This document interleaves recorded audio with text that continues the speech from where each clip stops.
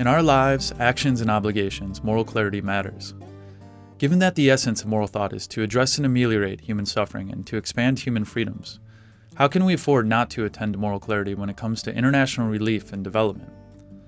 The Center for Values and International Development seeks to apply the insights, analytical frameworks, knowledge, and experience that already exist within the field of international development ethics to guide relief and development practice.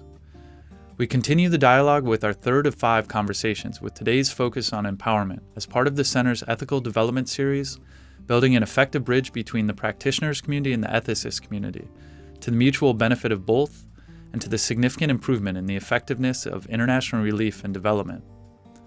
With me is Dr. Christine Koggel and Saji Prelis.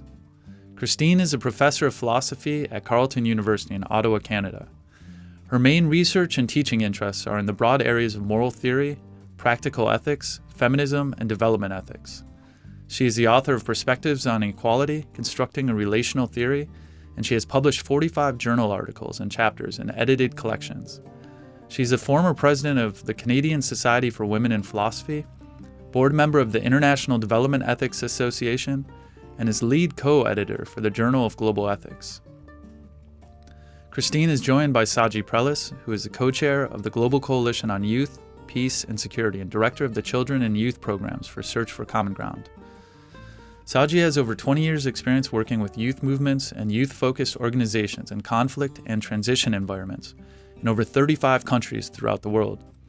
In 2010, he co-founded and has been co-chairing the first UN Civil Society Donor Working Group that helps successfully advocate for the historic UN Security Council Resolution 2250 on youth, peace, and security. My name is Evan Papp, and I'm the moderator and producer for the series of ethical discussions for the Center for Values and International Development. Thank you, Christine and Saji, for participating in this discussion. Questions will be addressed to both of you, but this is a conversation, so feel free to address each other's comments.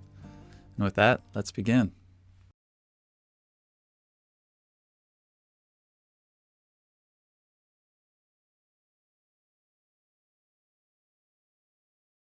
What does empowerment mean? Until relatively recently in most development theory and practice, empowerment meant economic empowerment. As such, it was closely linked to improving a person's productivity, efficiency, and economic status. In other words, empowering people to strengthen a country's overall economic growth. Now, a new definition is emerging. Many now think that empowerment should also apply to the need for marginalized, vulnerable, and oppressed people to overcome oppressive norms that limit their freedom and choice. How do you understand the meaning of empowerment? Christine, could we begin with you? Okay, first let me say how pleased I am to be doing this series on empowerment, but also to be doing it with Saji, because we will come at this from very different perspectives, but they're important perspectives. Each of us brings sort of important insights that need to be considered when we're looking at a concept such as empowerment.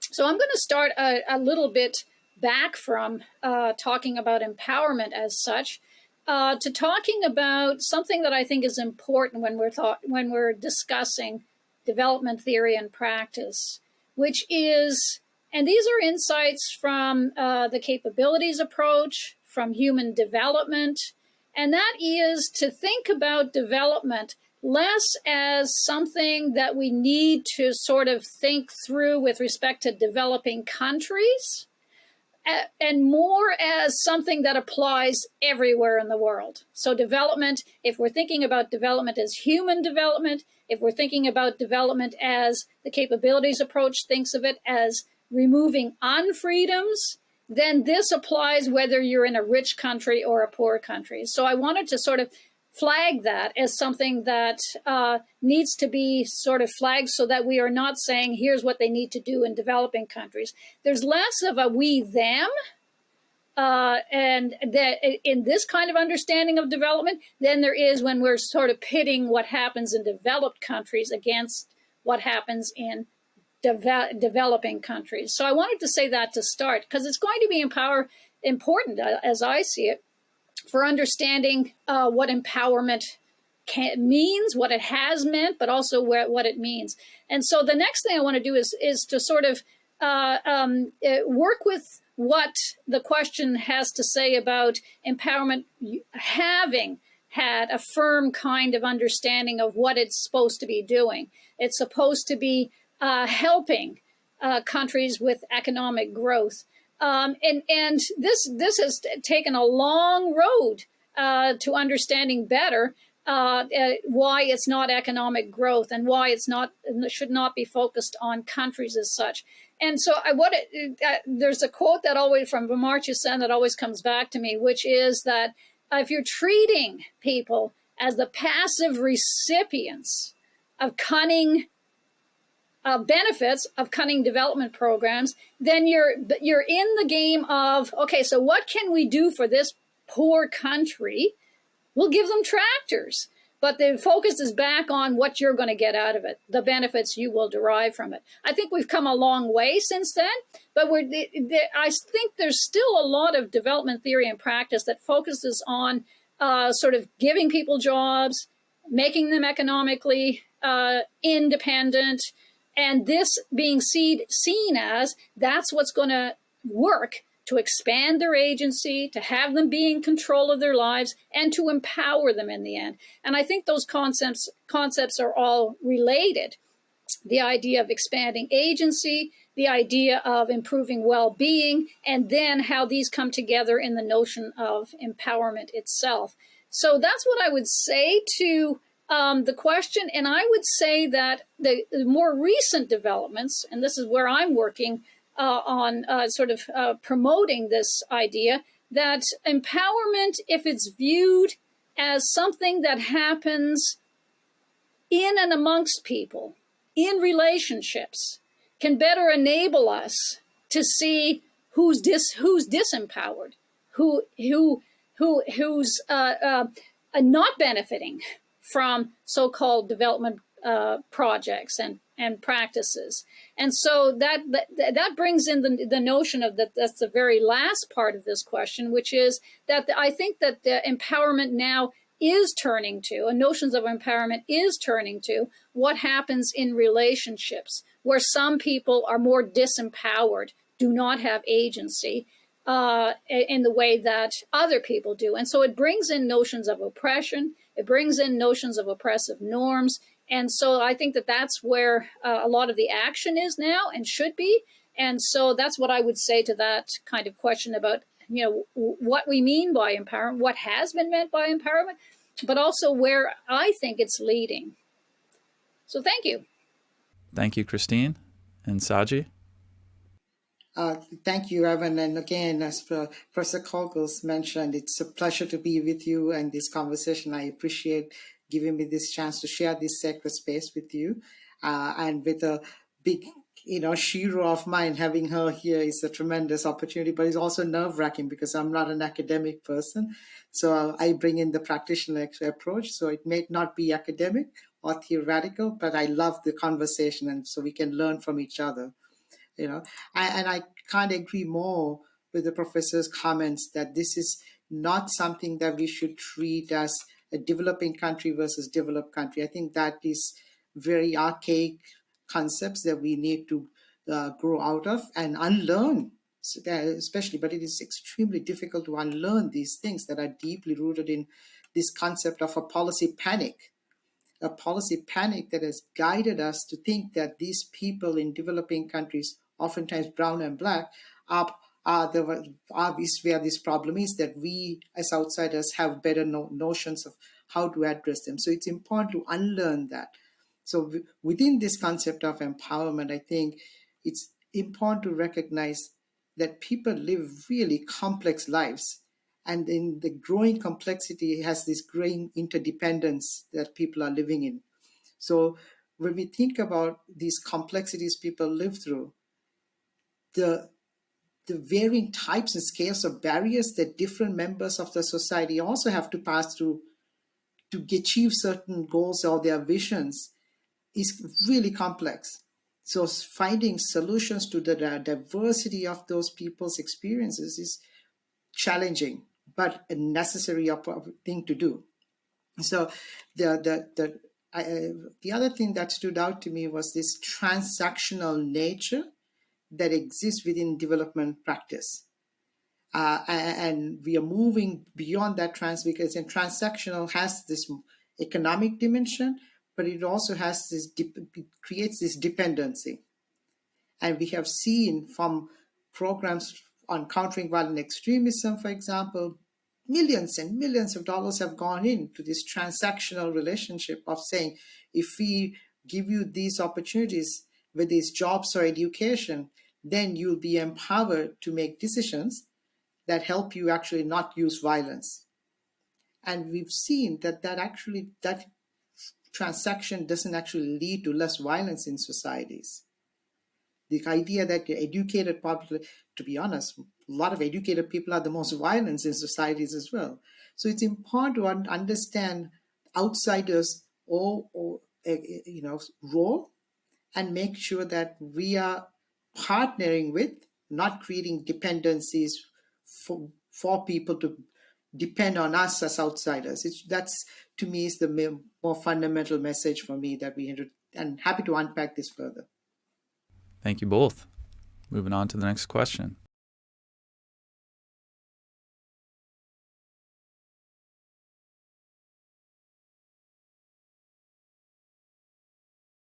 Amartya Sen's account of empowerment tends to assume the traditional male framing of persons as autonomous and independent. In reality, all people have been formed by parental care, have many social bonds, and have been socialized into the norms and values of a community. What implications would a more feminist framing of an empowered person have? And should we be advocating for such a feminist framing? I would like to start with Christine on this one. Okay, there are many ways in which I found this question to be, in some ways, the most difficult, and because I've always found it difficult to articulate what's going on here that we ought to pay attention to. So I think I'm going to start by saying that there are so many misconceptions and stereotypes about what feminism is and who feminists are that I always like to get clear about what feminism is. And so in doing and reading so much feminist theory, I find that there are at least two things common to what all feminist theory is about. And one is the recognition that there is and continues to be oppression, discrimination, inequalities, injustices. And the second common feature is these are wrong and we ought to do something about alleviating that oppression, these injustices, these inequalities, that discrimination. So I think that unites all feminists, whether they have different accounts of what oppression is, whether they have different accounts of how to alleviate oppression. Those are the two elements that I take to be common to all feminist theory. And so this gets away from two things. It gets away, notice that I didn't say women's oppression, women's inequalities, women injustices for women. I think that feminist theories had to learn from other feminists and women of color, etc., about what gets missed if you're just talking about women. And so I think feminist theory. So the one thing I would say here that's going to be important for answering this question is that feminist theory is not only about women. Feminist theory has had to learn, as Saji puts it, the factors and features and importance of intersectionality. And so oppression, this is now about oppression, and this is now about inequalities and injustices, not only is experienced by women, because women come in all kinds. It could be a woman of color, it could be a trans woman, it could be sort of a disabled woman, etc. So these are all under the realm, in my view, of and the purview, in my view, of what feminist theory is about. And so that it allows me to sort of talk about what's still missing, not in feminist theory, but what doesn't get taken into account in much of the mainstream theory on empowerment. And so I wanted to say that, and I also wanted to say that because there are still too many stereotypes of feminists as angry, as anti-male, as anti-family, etc. And so I don't see these as being relevant to what feminism and feminist theory is about and feminist movement is about. And so how particular feminists might be is not part of the equation of, okay, what's feminist theory about? What's it doing? And so I think it's come a long way. And I do think it's more about oppression and oppression of groups more generally, not only women, that feminism is about. Okay, that said, I'm going to take on the particular kind of, and this is the difficult one, part of the question, take on the particular task of where I have some disagreements with Amartya Sen's account. Okay, so I think that Amartya Sen tends to assume when he's talking about how to enhance agency, how to empower women, he's totally aware of women's inequalities. He doesn't talk about oppression, but inequalities, discrimination. He's totally aware of that we ought to do something about it. So that puts him in the realm of wanting to change women's lives. But I think it's all for Sen when it comes to advocating what will change women's lives. He falls back on work outside the home. Become financially independent, economically independent, be educated, be literate. And so it's all from the perspective of a kind of liberal framework, if you will, a kind of mainstream liberal framework of this is what's going to empower women. This is what's going to give them agency, enhance their agency. And what I'm saying is not that those things are bad, not that we shouldn't care about women being able to work outside the home, not that their freedoms should be expanded so that they are economically independent, et cetera, et cetera. Not that those things are bad, but that in advocating that women work outside the home, it makes what a lot of women continue to do, and what a lot of women continue to be responsible for doing, it makes that invisible. So what happens when women work outside the home, and what happens to families? What happens to childcare? What happens to bearing children, rearing children? What happens to housework? So it makes that it kind of has working outside the home, those kinds of advocating what women do to improve their lives, makes what happens in the home both invisible, taken for granted. The third thing is devalued. Okay, if you want to enhance your agency, get outside the home, because that's where the freedom is. That's where you're going to be empowered.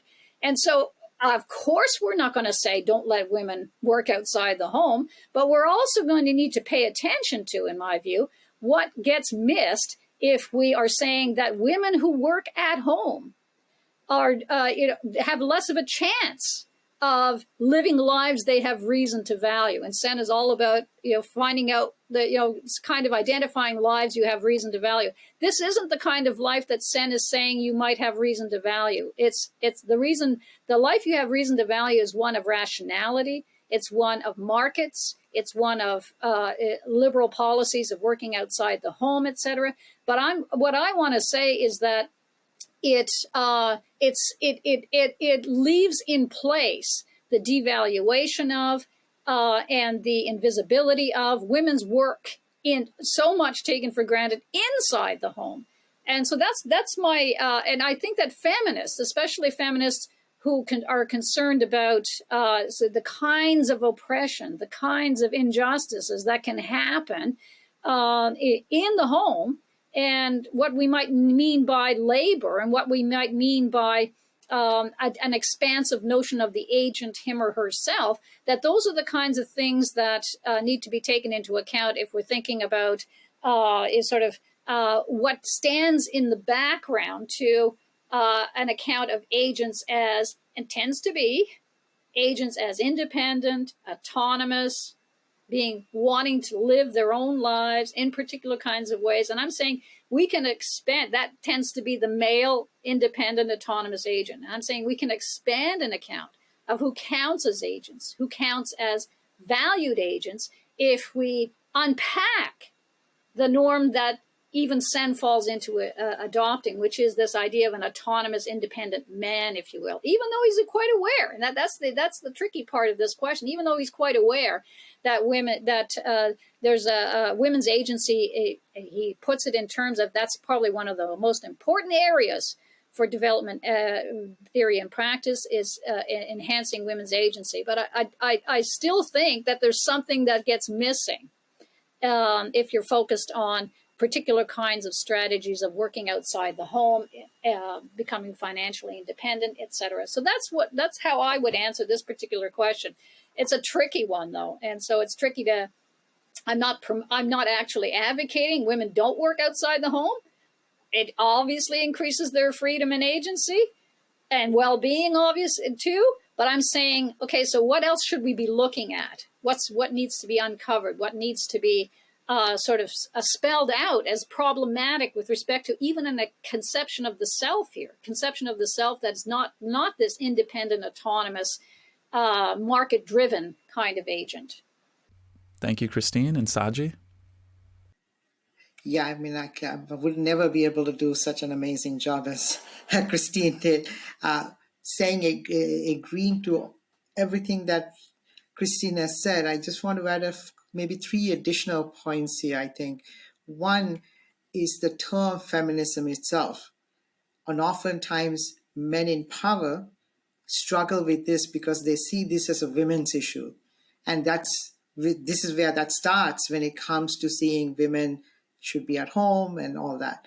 So there is a lot of work that actually needs to happen with men in power who actually understand what feminism truly is. And there, Christine described actually the nuances of oppression. I think that's important to keep in mind that this is not an issue about women only or men only, but this is a collective issue about oppression. And I think that's a starting point for this. So the term feminism actually leads to people shutting you off and not listening. So when it comes to these issues, listening as a fundamental principle gets missed because we are not paying attention, as men think, oh, there's a women's thing. So that's a second. I agree on the expanding nature of this account.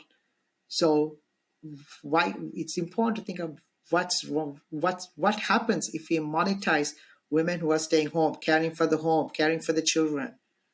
What is the economic value gained from that as well? So that way, a person who might see themselves at home sees themselves as an agent with a little bit more agency than just being a victim as well. If that can be seen in that, I'm not saying that should be the only way to think about this, but it's another way to expand the definition, expand the conversation about the various important roles women and men both play in society and in the family and others.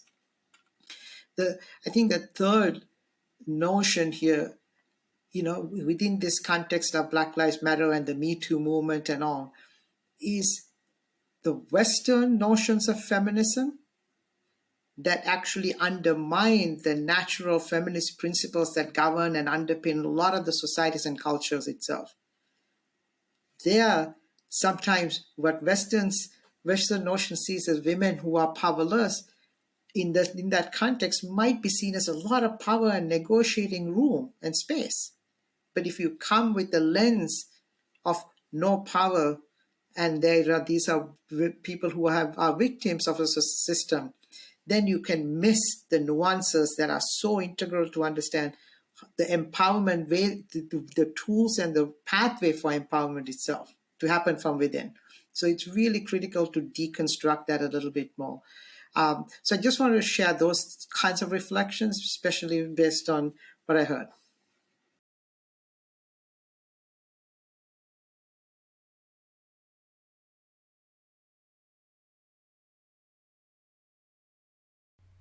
Empowerment must come from marginalized people. It cannot and should not be bestowed upon them by those who hold more power. Instead, marginalized people should pursue empowerment on their own terms. What does this mean for development organizations and practitioners who work to facilitate the empowerment of marginalized and vulnerable groups? What do we do when the funding conflicts with the aims of marginalized people we are seeking to empower? Saji, could you please begin? This is such an important question because the primary word for me is funding. All the other things are valuable, but the key root question word is funding. This is about power then. The recently released vision the USAID had, now under Samantha Powers, the administrator, lays out a path for US government's development assistance programs. And a vision that talks about investing locally, where local populations have the decision-making authority to shape what it means to them when it comes to their achieving their goals, right? Individual, community, and national development aspirations. While that is such a noble thing, and this is happening within the realm of this decolonizing aid conversation also. But I would argue, while it's a fantastic thing, there is some troubling aspects of this too. And the troubling aspects come primarily because of the word funding. When the US government gives millions of dollars to local civil society now, it gives them the ability to thrive. But it also shuts off the opportunity for them to criticize. So the freedom of expression for organizations who are depending on money, especially within the economic crisis, people need jobs and people want to do things in their communities. It doesn't create the ability for them to criticize, ask questions because of a fear that they might lose their funding source. So I think here is an opportunity to really understand how funding can create dependency, and at the same time, how funding can transform relationships. And these transformation aspects need to understand the risks of giving money out as well, and have some, ways to minimize, to expand opportunities for people to provide feedback, provide criticism, as opposed to shut down criticism. I think this is really important, and this is coming where we are seeing increasing the challenge to democracy is everywhere now, right? We see leaders coming in with authoritarian mindsets. So in this context, the US government's giving money to countries is noble and powerful, but at the same time, it comes with tremendous risk that needs to be understood. Second is the barriers that the funding creates for people to access. The more rules there are, the more you create a niche market that creates barriers for entry for people who are thinking of accessing the money to do things that matter to them. So again, what are the barriers that we are taking down as opposed to putting up when it comes to giving money to developing countries is important. Here is another place where decolonizing aid is an important question to keep in mind. Are we creating barriers for small organizations to access money of 100,000 to 500,000 to $1 million, right? And have reporting mechanisms that are so cumbersome. But we never ask the same questions from military contractors who are getting billions of dollars and don't have the same types of reporting mechanisms. We don't ask the same questions from corporate execs who are actually getting tax havens when they get money. So who do we trust and who we not trust? Do we trust the white Anglo-Saxon men in power, our business leaders or security industry people? Or do we trust people of color who are in developing countries who are trying to make their lives better? So these are questions that are difficult to answer, but are so fundamental when it comes to money, right? So I didn't want to let go of that. I'm speaking honestly about this. It is so critical as development practitioners that we need to understand that. I'll come back after Christine speaks as well. Okay, yes, I agree that the important word here is funding, but there's another important word that comes out in what you say, which is accountability. And so who are we accountable to, and how does that accountability work? And I think the other important thing that kind of came out in your answer is the key role of trust. Who do we trust? Who do we trust to sort of be the people who receive the money and spend the money? People who give out the money and people who demand a kind of accountability for how that money is being used.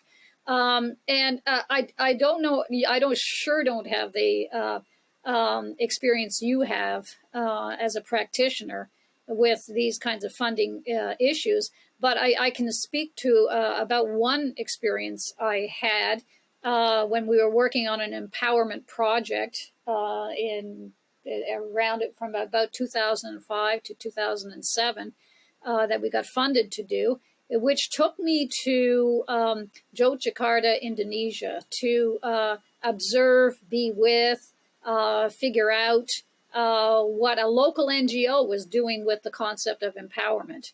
And this happened in a context in which I went with an anthropologist whose work is in Yogyakarta, Indonesia. And this work, the timing was such that it almost got canceled because Yogyakarta had just experienced that fairly hefty earthquake at the time. And we thought, well, we shouldn't be there because they're going to have enough. The local NGO is going to have enough to deal with, and thinking through post-earthquake kind of meeting of needs, et cetera, et cetera.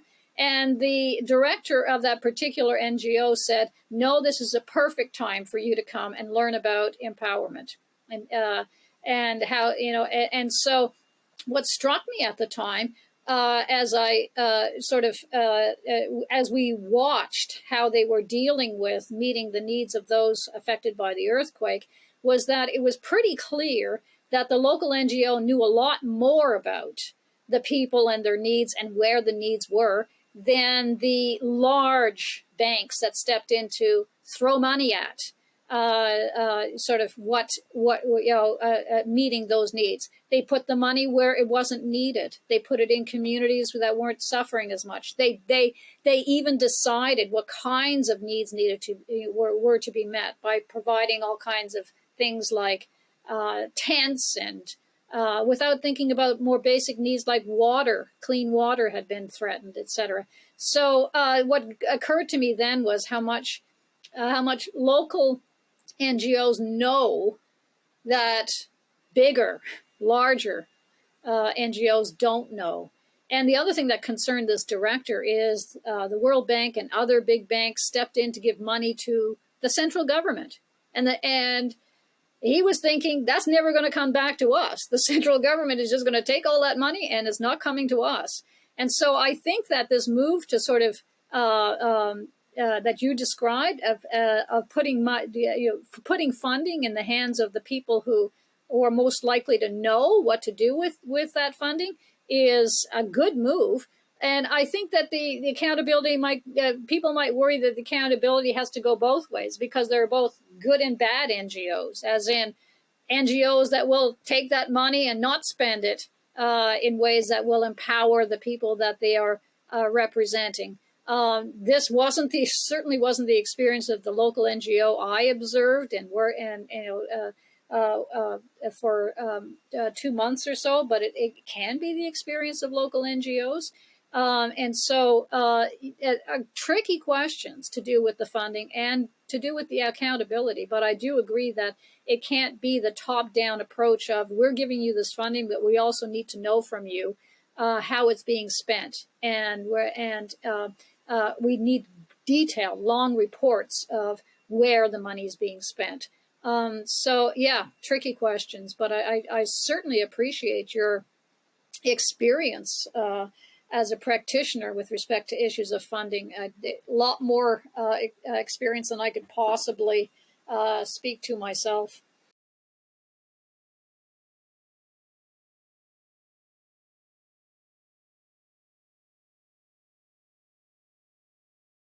Agency is a prerequisite for empowerment, but is also inextricably linked with power as individuals are embedded in groups and power structures. What is the relationship between agency, power, and oppression? Should empowerment focus more on increasing individual agency or addressing structural power imbalances? Christine, could you please begin? Okay, I would say yes to the last question, which is it should be addressing structural power imbalances. And I think that a lot of what happens in development theory and practice focuses too much, certainly in the Western tradition, on individuals and what will give them enhance their agency, and without sort of thinking about the institutions and the structure that impinge on, hinder agency for some, i.e., those who are members of oppressed groups. And so I think there isn't much way around the idea of addressing the structural power imbalances. So that's how I would answer that question. And you wanted it to be short, so I do think that empowerment, Jay Drydick has done some work on this, so have I. Empowerment needs to put power back into the analysis of empowerment. So this power over, and feminists have talked all the way back to Amy Allen in the 70s, have talked about the kinds of power. The power over, that is what happens with respect to oppression. The power to do something different with one's life, and the power with, the collective kinds of actions that are needed in order to empower not only individuals but groups, and especially those groups who are the victims of the power over. So I would say that empowerment needs to have these kinds of lessons learned, and that is a lot more than just be giving people jobs, or it's a lot more than a fad of microcredit really works, and it works everywhere. So it's that looking at relationships of power and doing something about the structural power imbalances, the institutions and practices that support those relationships of power. Thank you, Christine and Saji. So Christine gave a fantastic framing. So power over, power to, and power with. Let me use that and springboard from that, right? So I fully agree. I think there's a need to think about individuals and structures. Individuals, communities, and structures. So this is connected to that idea of norms, institutions, and markets also. So when you think about this, what are the norms that enable us to address, not attack each other, but address the common problems that we have as a society that sees each other see us in each other? Therein lies the ability to think of power also, right? Power is not from I'm better than you, I'm more superior than you. The power truly comes from being vulnerable, as I said earlier. And I think it's important to recognize that. So how do we as a society recognize that? We really don't see that. When we are, our backs are up against the wall, from the pandemic, for example, power is being used in the negative way, not the positive way of being the mutual vulnerability. It happens in our relationships. The best relationships we have is when we are vulnerable with each other. That's when we actually have to have the ability to transform the relationships we have. But we don't have that space in a society. So I think here's an opportunity to think of working on the norms and institutions in a way that actually enable us to address our common humanity, not attack each other. So that's where the power empowerment concepts come in, matching with the concept of power redefined. This concludes the third of 5 conversations sponsored by the Center for Values and International Development. In addition to our conversations introducing development ethics and inclusive development, we will also be exploring topics on climate justice and democratic values, all with the goal of strengthening the relationship between development practitioners and ethicists, because moral clarity matters.